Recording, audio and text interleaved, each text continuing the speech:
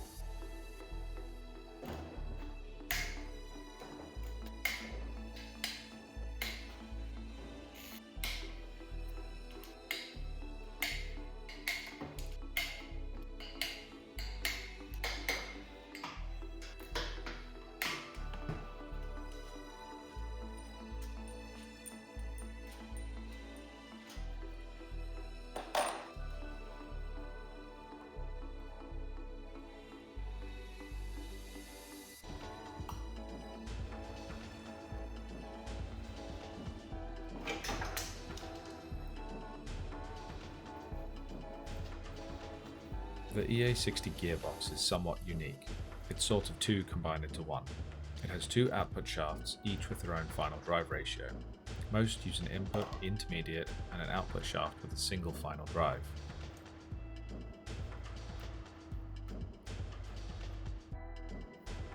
Originally designed for a torquey diesel, the gears have plenty of meat on them and can handle lots of torque. They have been known to take up to 600 Nm.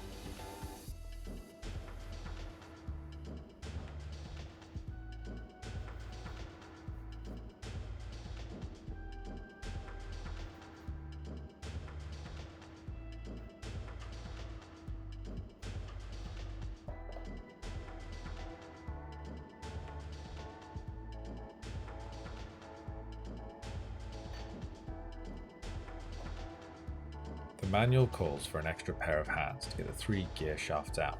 Fortunately, I had a spare pair laying around.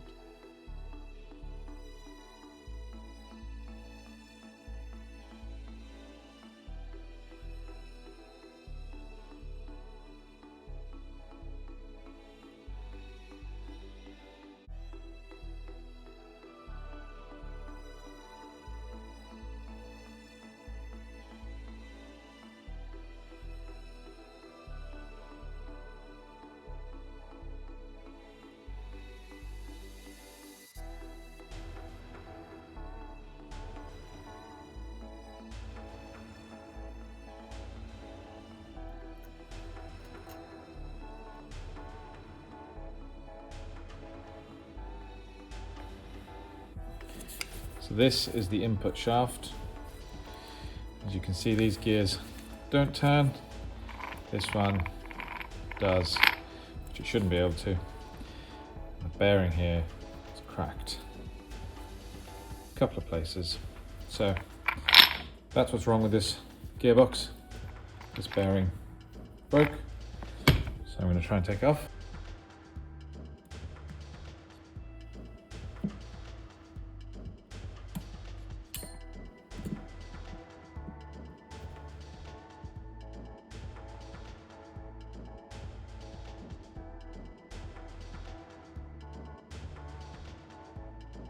Thank you for watching.